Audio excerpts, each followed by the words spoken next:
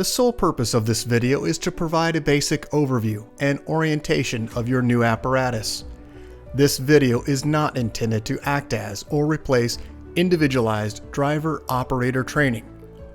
Individual fire departments may base guidelines, policies, and procedures tailored for best practices.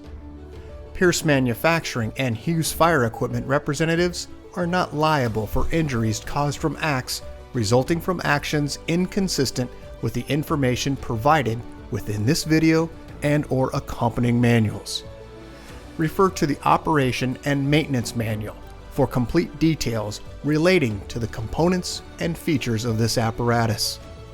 Only trained personnel should operate this vehicle or perform maintenance. You are responsible for learning how to operate this fire apparatus under all conditions without having to refer to the manual while operating at an emergency incident. This video will discuss types of warnings and caution labels. It is your responsibility to locate and identify each of the labels and understand the importance and associated hazards. Warning labels will point out procedure that must be taken or action that must be avoided to guard against the possibility of serious injury or death. Caution labels will advise you that there is a risk of damage to property if certain precautions are not followed. Continuous training, reviewing of operation and service manuals, developing good standardized practices will assist driver operators with a more complete understanding of the components and operation of this fire apparatus. As the driver operator of this vehicle, you are responsible for understanding the function of each component of the apparatus, maintaining control of the fire apparatus at all times while in operation. Make operational and functional changes while operating at an emergency without having to read operator's instructions or safety warning labels. Operate manual override and emergency shutdown procedures immediately if a component fails to operate properly. Components location may vary with each Pierce fire apparatus. Review the exact location of each component prior to operation. Major inconsistencies between your vehicle and the information contained in this video should be directed to your sales representative. Safe operation of any vehicle is the responsibility of the driver operator. You must learn the location and function of all controls, switches, gauges, valves, inlets, and discharges. Due to a higher center of gravity, heavy trucks have a significantly higher rollover tendency than other types of vehicles. To reduce the risk of rollover, avoid making sharp turns, excessive speed, and avoid abrupt maneuvers. In the event of a rollover crash, an unbelted person is significantly more likely to become injured or die than a person wearing a seatbelt. In the event of a crash, unbuckled occupants can also become a hazard to other occupants, as they may be thrown around inside the cab. Seatbelts are required while in operation. Please refer to your warranty certificates for details and information enclosed in your manuals. Customer-installed equipment must be mounted to withstand road travel and comply with NFPA 1901. Modifications such as drilling holes or welding to structural frame components of the chassis are not permitted. Contact Pierce for instruction and review of non-structural sheet metal or other dissimilar metals for modification. Follow the radio installation guide for further assistance on installing or mounting electronics. Before placing your new apparatus into service, perform a primary inspection of key components of the apparatus, including all fluid levels, anti-lock braking systems, electronic stability control, and automatic traction control. Weigh your apparatus to ensure that it conforms to axle and brake ratings. Never exceed the gross axle rating printed on the label inside the cab. Exceeding these ratings could lead to reduced component life, personal injury, or death. Review the use of auxiliary braking systems, compression brake, exhaust brake, electronic retarder, and hydraulic retarder. Before placing the apparatus in service, refer to the operational maintenance manuals. Information on the operation and maintenance functions for the components such as the pump, pressure governor, and foam systems, along with other options, is provided in either the Pierce manuals and/or other manufacturer support information delivered with the apparatus. If you need more information, please contact Hughes Fire Equipment. Congratulations, Pascua Pueblo, Arizona, on your new Pierce fire apparatus, job number 38290. Please utilize this 5-digit job number when referencing your apparatus with Hughes Fire Equipment and Pierce Manufacturing. We'll get started on a brief orientation of your new apparatus.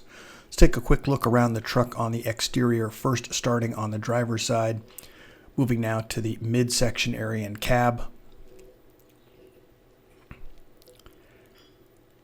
Pump panel area. Now moving to the rear body. Around to the back of the apparatus. And then another full view of the passenger side.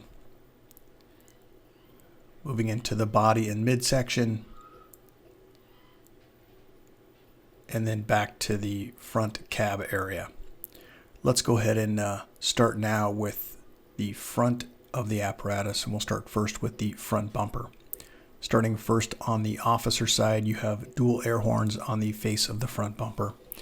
Right next to each other, you're going to have your electronic siren and PA speaker. Directly in the center, you'll find your unit identifier, number 271. Moving over to the driver's side, there is a bumper notch housing the mechanical siren. And then as we move up onto the top of the bumper extension, you'll find your hose storage location in the front bumper extension. Moving to the outer edge of the cab, where you'll find your marker turn indicator lights. Just inside that location is the headlight structure housing low and high beam headlights. High beam will be located on the inside.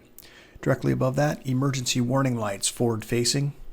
As we move to the Pierce logo, directly behind that is where you'll find the latch to gain access into the front hood. Above that, you'll find 3 windshield wipers across the seamless one-piece windshield. Moving to the outer edge, you'll find your mirror housing a flat and convex mirror. As we move to the passenger side on the angle of the A-pillar, you'll find an additional downward-facing mirror. Moving to the brow of the apparatus, you'll find your identification clearance lights and also a forward-facing floodlight. Moving up to the roof area, emergency warning light, and directly above that in the center, you'll find a spotlight. Let's go ahead and take a look at the front bumper in detail. First starting with just an angle picture here on the front bumper extension. Moving now onto the driver's side, where you'll find your shoreline inlet. This is a 20 amp shore inlet. Front bumper extension, where you'll find a swivel discharge on the rear wall. Dry deck material on the floor area. Behind the Pierce logo is the latch for gaining access into the hood area. We'll start on the officer side, where you'll find your windshield wiper fluid fill location. Moving now over to the driver's side, where you'll find your recovery for your radiator. Also instructions here on the rear wall for tilting your cab. There are instructions to raise and also lower, in addition with some caution and danger placard information. This is the remote activation for tilting the cab. And then to the right, difficult to see in this image, this is going to be your power steering reservoir. Let's move around now to the interior of the cab, starting on the driver's side. First, starting with the door panel. Affixed to the door panel are warning and safety placard information. Also, as we move down, we have additional information here on your tally lights in the dash area. Door lock and latch combination, moving up electric window controls, and also a grab handle. Let's go ahead and take a look into the space of the cab area on the driver's side. And we'll start first with when plugged into shoreline power, the battery voltage indicator will illuminate battery status. Moving now onto the rear wall is where you'll find your yellow placard indicating the date of manufacture, 5-digit job number, gross vehicle weight rating, cold tire inflation, VIN number, all of the fluid capacities and components, fluid capacity, and fluid type placard. As we move to the floor, you'll find a foot pedal for your mechanical siren. And then as we move just up about the left knee of the operator, the engine, transmission, ABS diagnostic port, tech module, and display module, ABS diagnostics, DPF regen, engine diagnostics, and regen inhibit switch. Moving to the steering column, your vehicle is equipped with a supplemental restraint system, an airbag located in the front bolster here of the steering column. You'll also have activation for your emergency warning lights and also windshield wipers. Moving to the left of the dash cluster, you'll find your four-way flashers or hazard lights, ignition and start switch, a switch labeled EM, which allows you to turn on or off all emergency warning lights with one switch, headlight switch and panel switch. To the right, OK to engage your high idle indicator and switch. Moving up, you'll find your transmission, oil, depth level, and water temp gauges. On the right side of the cluster, you'll find volts, fuel, front air, and rear air located in the center, tachometer, and speedometer. We do have diagnostic information that will display both above and below the speedometer. Those are where your tally lights are located. And then also information displayed in the module on the very bottom for text. Let's move just to the right, general view to the right of the driver's seat. And we'll start first with your pull to apply your system parking brake and push to release. These are the spring brakes on the rear axle. To the right, Pierce Command Zone. Tremendous amount of information right here on your fingertips. It's a touchscreen and also function buttons. To the right, Allison transmission pad. Push button, digital readout. Moving further to the right, engine brake on and off. Settings for that engine brake for low, medium, and high. Radio push to talk. And then all the way to the very far right, you'll find a mirror heat. Let's continue just to the right of this location. We have additional switches. First at the top, you'll find your digital pump pressure readout, and then also a water tank level indicator. As we move down onto the switch panel, you'll find an indicator for stationary OK to pump and roll, and then also your water pump activation. Just an informational caution note to disengage the retarder. Moving at the very top, you'll find a mirror control for the flat and convex mirror for left and right. Also, heat, air conditioning, and defrost located for your climate controls. Moving overhead in the center, you'll find your Pierce seatbelt information center, red indicating someone is in the seat and not belted, green indicating they're in the seat. Also, you'll find your do not move your apparatus when light is on indicator that you may have a door or compartment open. Just a quick look to the rear wall of the apparatus cab. Behind the driver's seat, you'll find a speaker, which is for your backup camera system. There is volume control on it. Also down at the very bottom, you'll find the handle for your manual cab tilt. As we move to the exterior, you'll find your code entry system located on the side of the truck on both passenger and driver side. As we move now from the inside section, we'll go into the rear cab area. This is directly behind the driver's seat. Additional compartment, there is a Shoreline power outlet. Alcoa wheel and Goodyear tire, visual sight gauge into the center of the axle area. We're now into the rear cab area. Let's identify a few items within inside this space. First, starting with the door panel, affixed to the door panel, safety and warning placard information, door lock and latch, and window control. As we move inside to the cab area, there is netting, which is used from the pull-down section at the top of the red strap to gain access into that space. As we move to the rear wall, there are two forward-facing seats. This is a clean cab. At the very roof, you'll find push on and off red and white lenses for area lighting. To the rear of the engine tunnel, it's where you'll find the lift and turn latch gains you access into the rear portion of the engine for your daily checks for oil and transmission. Each of those compartments on both passenger and driver side do have compartment lights. As we look to the rear wall, you'll find additional compartments at the very rear section with LED lighting.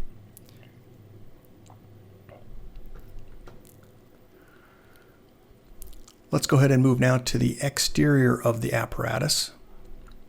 We'll start first in the puck module, starting at the very top section. Backboard storage on the left-hand side. Lift and turn latch will gain you access into this space. Also, you'll find two dead lays in the very top section. As we move down to the lower portion of the crosslay area, just a quick warning here regarding entanglement hazard. Because the line's coming from aloft, there is the possibility of entanglement. Also, crosslay 1 and crosslay 2. As we move to the notch section or driver's side pump panel, you'll find the number 1 driver's side discharge. It's a 2.5-inch locally controlled via ball valve. Also, the real rewind is located here for the push button. Warning placard indicating pressure hazard, caps may be under pressure. Be cautious when opening them. As we move down to the Pierce logo American flag eagle, this is your large diameter driver's side inlet. Now moving to an additional warning placard here regarding climbing on and off the vehicle. Warning regarding fall injury, always face the vehicle. Just below the top 2.5, there is an additional 2.5 discharge located on the side, locally controlled via the ball valve, and also a driver's side auxiliary inlet, 2.5-inch female. All of our color-coded and labeled discharge drains are across the very bottom section. Let's go ahead and move now into the pump panel area. Roll-up door gains us access. As we start at the very top section, if you've engaged your pump inside the cab, the OK to pump light will be illuminating. Also, as we move down, you'll find the master intake and master discharge gauges located in the top section. Inside, you'll find the vacuum and pressure test gauge ports. They're currently plugged and are utilized for testing purposes. As we move to the right, you'll find the PCM fault visual indicator, and just below that, an audible speaker. That speaker does rotate left to right, increasing or decreasing the sound. As we move down on the pump panel, you'll find all of our color-coded and labeled discharges. Moving to the right, you'll find the fire pump primer. This is an air prime for best practices, at least 1,000 RPMs. Pressure throttle governor just to the right of that. Embedded within that is your water tank level indicator. Let's move down on the pump panel where you'll find your tank fill and recirculating line and tank to pump. Just to the right, this is the electric valve, which is located on the discharge side, on the passenger side, large diameter.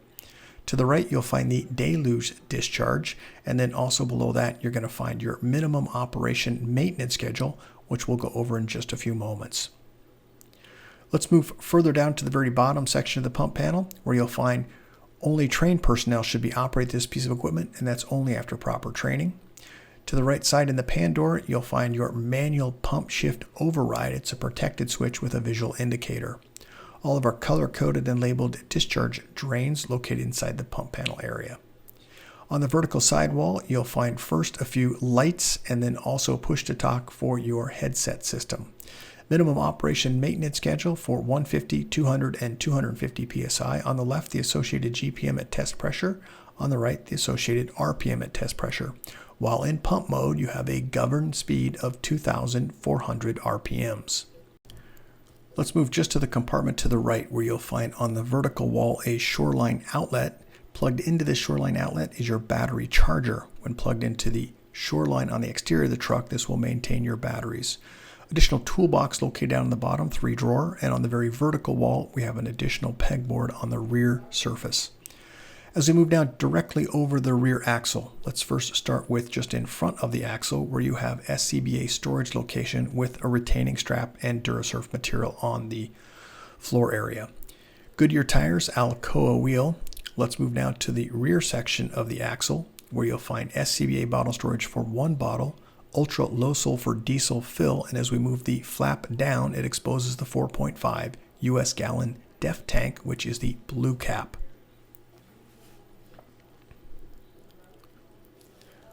Let's go ahead and move to the next compartment back, where you'll find adjustable shelves, LED lighting in each of those compartments, and also your wheel chocks down at the rear portion of the axle. As we move now to all compartments open, let's go around to the back of the truck and identify a few items within this area. First, let's start in the upper left-hand corner, where we have long-handled tool storage. It's your 10-foot folding ladder and also 2 pike pole locations. Moving further down, you'll find a 24-foot extension ladder, 14-foot roof ladder. Also, you'll find a warning placard indicating fall, never ride on the vehicle while it's in motion, and also a fall injury when climbing on or off the vehicle, always face the vehicle. Also, a cupped switch for your rear scene lights. As we move to the upper portion of the hose bed area, you'll find an entanglement warning. Also to the right, you'll find the 2.5-inch rear discharge. Moving now just down to that discharge area, a warning placard here. Pressure hazard, caps may be under pressure. As we move to the rear roll-up compartment, there is a pull-out shelf in the very bottom section or tray. It will lock when it's pulled to the full extended position. As we move up into the stepwell area, you'll find additional long-handled tool storage. This is just below the hatch compartment area. We're now around to the passenger side where we have a pull-out tool board, both sides accessible. And then as we move to the right side of that, you'll find adjustable shelving. As we move down to the lower portion vertical wall, you'll find shoreline outlet and also a 12-volt DC spare fuse box. Moving now to the over wheel compartment, we have a pull out and tilt downward shelf. Moving now just to the rear of the axle, you'll find SCBA bottle storage for 3 bottles with retaining straps. Moving forward of the axle, you'll find Goodyear tires, Alcoa wheel. And now forward of the axle, this is where you'll find an additional 3 SCBA bottles storage locations with Durasurf. Moving now to the forward compartment, additional pull-out tool board and also adjustable shelves.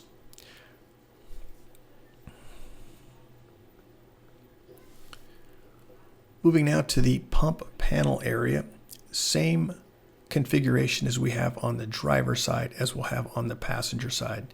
Accessible for backboard storage on both passenger and driver's side. Lift and turn latch gains you access into this space. And then also the upper portion has the 2 dead lays and the lower portion has the cross lay 1 and cross lay 2. In the pump panel area, warning regarding pressure hazard. Caps may be under pressure. Be cautious when opening them. Also, warning regarding fall when climbing on or off the vehicle. Always face the vehicle. The Pierce logo American Flag Eagle. This is the passenger side large diameter pump inlet. Also in this area, you'll find the reel rewind. And then as we move further down, you'll find the passenger side large diameter discharge. This is an electric valve, so therefore we do have an override located down at the bottom section. And then also down in the lower left, you'll find the passenger side auxiliary inlet, and then all of our color-coded and labeled discharge drains. Let's go ahead and move now into the cab section on the passenger side. This is the rear portion. Affixed to the door panel, safety and warning placard information, grab handles, door lock and latch, and electric window control. As we look overhead, you'll find your air conditioning speakers and push on and off white and red lens lights, and also your intercom system for the rear seats. As we move to the rear wall, we'll find our 2 forward-facing seats, and then on each side, you'll find a portable flashlight and portable radio charger. Let's go ahead and look overhead in the compartment above. And then let's look forward into the 2 compartments directly behind the officer and driver's seat. LED lighting inside these, netting, and also a shoreline outlet. Let's go ahead and move to the exterior now at this point.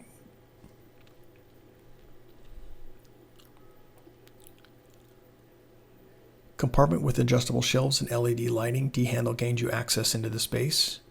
Visual sight gauge indicator into the axle, Goodyear tire, and Alcoa wheel. Let's move now into the front cab officer space.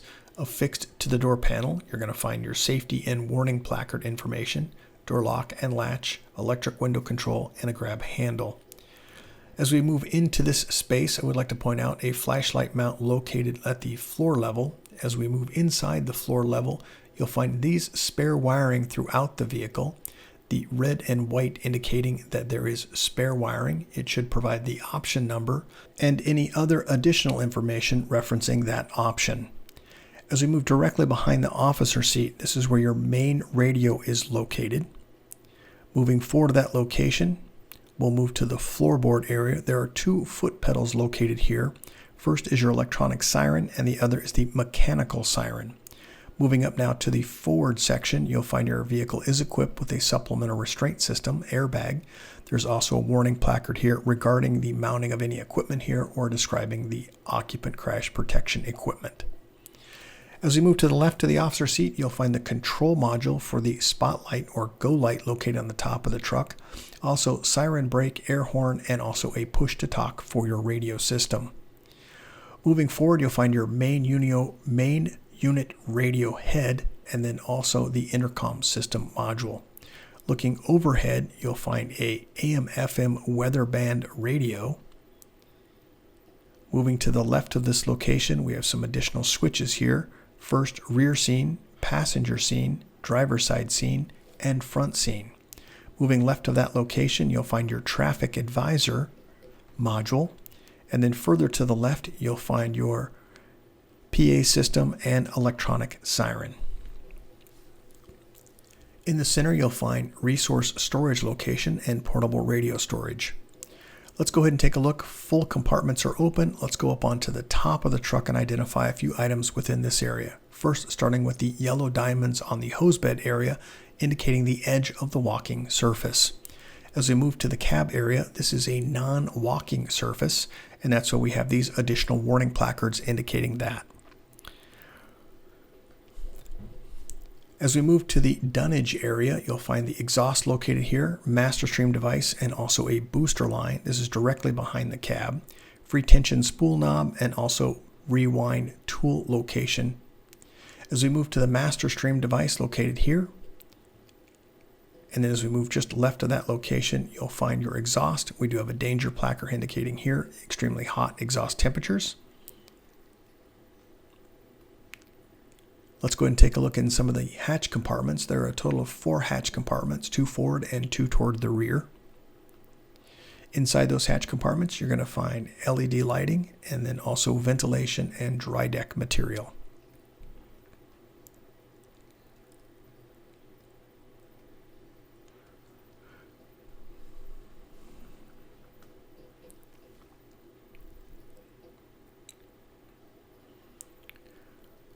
Let's look into the covered dunnage area. This is where the top fill water location is located. As we move to the hosebed area, there are 2 hosebed dividers. We're now moving into the section where we have chassis photos with the cab up and undercarriage area. Just want to point out these are the tow hooks for towing the vehicle. As we move now, just as a reference point, we're on the driver's side. This is the front steering linkage. Now moving to the frame rail on the driver's side. This is the safety bar. When your cab has been fully tilted upright, place this bar into position.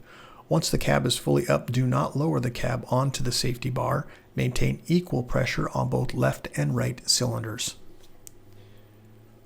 Your vehicle is equipped with a TAC 4 independent front suspension. As we move now through the engine components,